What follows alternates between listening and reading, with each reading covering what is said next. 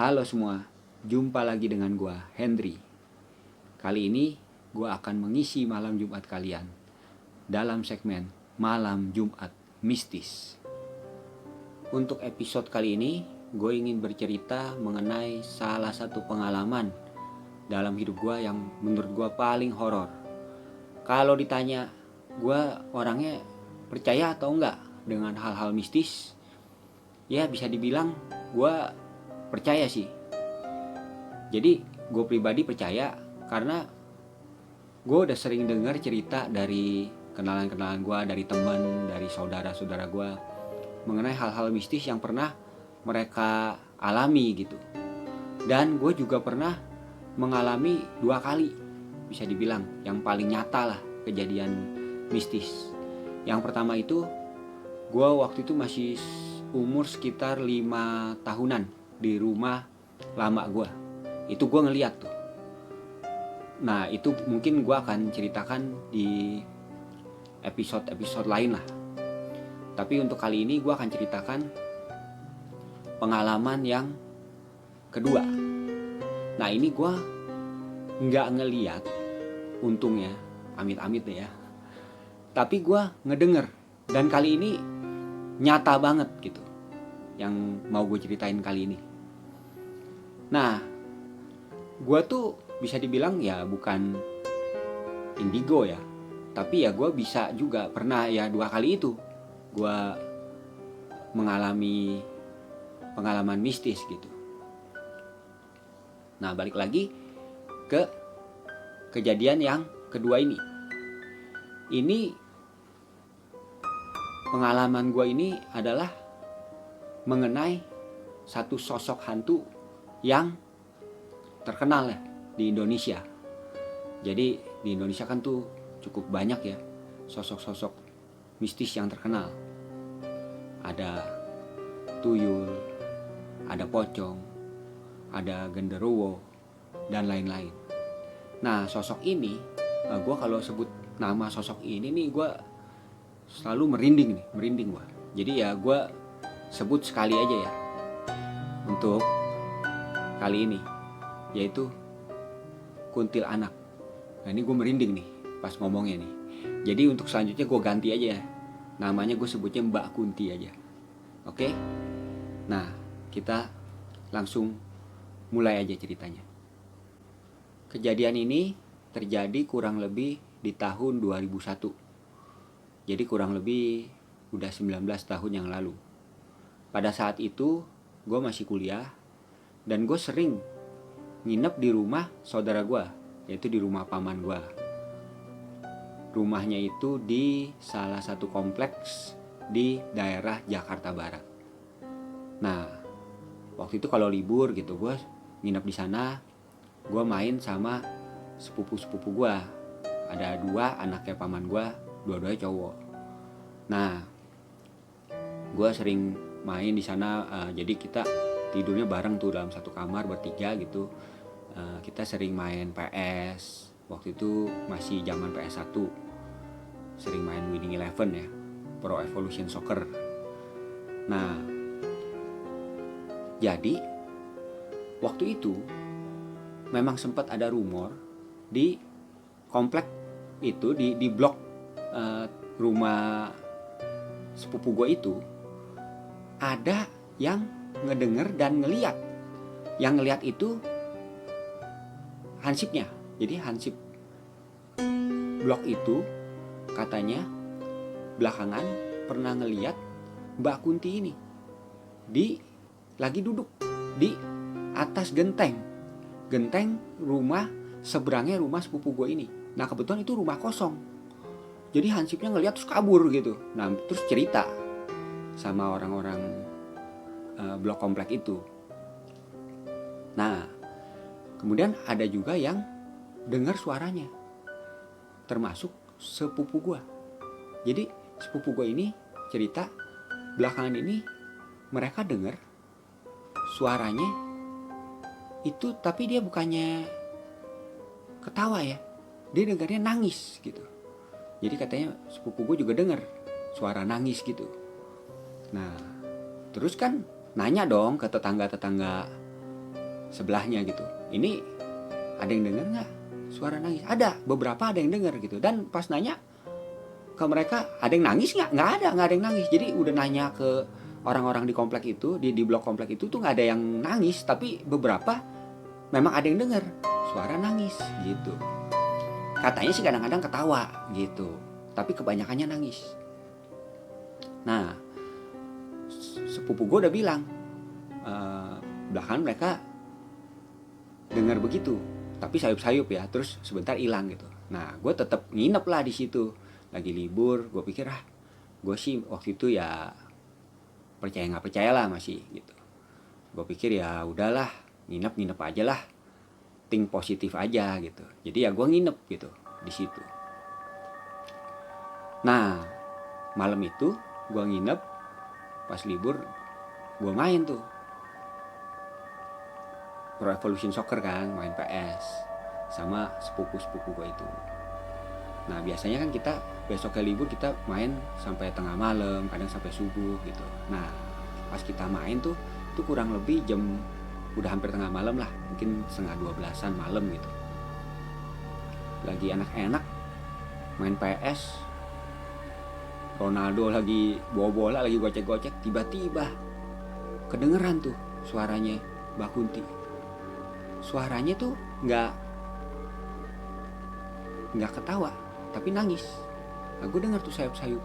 Ya gue nggak gitu bisa ya untuk kasih contoh. Tapi ya gue coba nih ya, gue coba kasih contoh ya.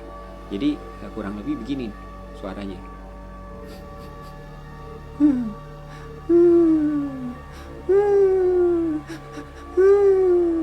Nah kurang lebih begitu tuh. Wah, gue udah mulai senewan kan ya. Wih, lihat-lihatan tuh. Gue sama sepupu gue tuh lihat-lihatan, terus mereka bilang, itu dia tuh suaranya tuh kok. Waduh, gawat nih. Terus kita akan pause lah gitu kan game-nya, kita dengerin. Wih, makin lama makin jelas gitu. Waduh, gawat nih dalam hati gue. Nah terus gue langsung itu tuh ya dalam tanda kutip baca-baca lah ya. Ya lu ngerti lah ya artinya baca-baca itu. Gue kan Buddhis, jadi gue ya baca-bacanya dalam agama gue ya, agama Buddha gitu. Mulai baca-baca, nah terus pelan-pelan udah mulai hilang tuh. Nah udah mulai hilang, terus kita main lagi kan. Terus kita main lagi, gak lama ada lagi, begitu lagi. Gitu, kurang lebih gitulah. Cewek gitu, waduh serem juga nih. Gue bilang, waduh gimana nih ya. Terus akhirnya kita mau main juga serba salah, pause lagi gitu. Pokoknya dia gak hilang-hilang. Maksudnya hilang sebentar, kita main, ada lagi. Hilang sebentar, kita main, ada lagi. Begitu. Terus makin lama makin jelas gitu. Wah gawat nih. Akhirnya kita gak main lagi tuh.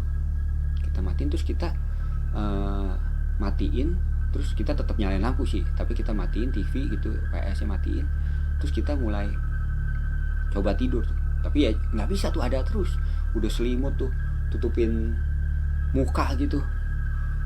Wah gawat nih, masih ada gitu. Udah berdoa gitu sepupu gue, masih aja ada. Tapi kadang hilang, kadang ada gitu. Wah udah gitu gue bilang ya coba aja nyalain TV. Akhirnya nyalain TV. Nah tapi ya tetap kadang ada, kadang hilang, kadang ada lagi gitu. Terus yang seremnya itu dia makin lama makin jelas suaranya, kayak makin deket gitu. Waduh serem juga nih. Dalam hati gue kan makin lama makin deket gitu suaranya. Nah yang paling seremnya itu di kamarnya sepupu gue ini, itu kan ada jendela. Jendelanya itu ada gorden gitu kan, gordennya kan ketutup. Nah di balik jendela itu balkon. Wah dalam hati gue, amit-amit ya. Waduh nggak lucu nih kalau dia sampai mampir ke balkon gitu kan. Waduh kalau apalagi amit-amit nih kalau dia sampai ketok kacanya gimana nih, ketok jendelanya maksudnya, kaca jendelanya. Wah ini nggak lucu banget nih. Nah terus makin lama makin dekat. Nah sempet itu deket banget suaranya, nangisnya itu kayak dia udah di balkon. Waduh ngeri banget itu. Waduh gue sampai merinding nih ceritanya nih. Nah terus kan udah ngeri banget kan tuh kan, udah kayak di balkon gitu, udah deket. Terus untungnya tuh nggak diketok kacanya untungnya, tapi udah deket banget, udah gitu. Waduh udah ngeri banget tuh. Gue udah nggak tahu deh mau ngapain tuh kan. Terus suara TV udah gedein, HP udah gede banget tuh. Tapi semakin gede suara TV, dia suaranya makin kenceng. Waduh gawat, udah kayak sengaja gitu. Waduh gimana nih, gedein lagi suara TV. Pokoknya udah gede banget lah suara TV-nya. Nah, tapi suaranya dia juga makin kenceng. Suara si Mbak Kuntinya ini. Waduh. Akhirnya hilang tuh, sempet hilang. Terus kecilin lagi dong suara TV. Ada lagi, gedein lagi. Nggak begitu terus tuh. Terus akhirnya adak-adak sempet hilang, nggak ada sama sekali suaranya. Waduh, untung. Udah dong, kecilin lagi suara TV. Terus kita coba tidur lagi. Nggak lama ada lagi, tapi kali ini jauh, kayak di seberang lagi gitu. Udah, waduh, tapi mendingan deh jauh. Nggak lama, kayak deket lagi, kayak di balkon lagi. Waduh, ini nggak lucu banget nih, pindah-pindah begini kan. Waduh, gawat nih.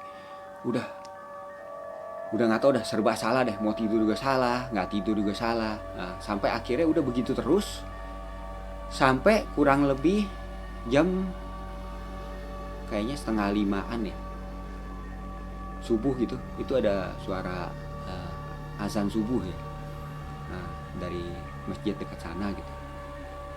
Nah pada saat itu gue kaget banget.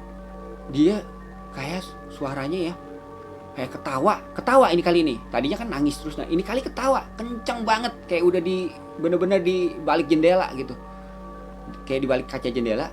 Gue sih sama sekali nggak buka horden itu ya, gue sama sepupu gue sama sekali nggak buka horden itu selama kejadian ini. Nah ini pas yang ada suara azan subuh ini, itu suaranya kenceng banget dari balik jendela itu. Dia ketawa kenceng banget gini, gitu kurang lebih. Terus ngilang tuh, udah hilang tuh. Waduh, hilang. Waduh, terus ada suara azan subuh gitu kan. Terus wah, gue lega tuh.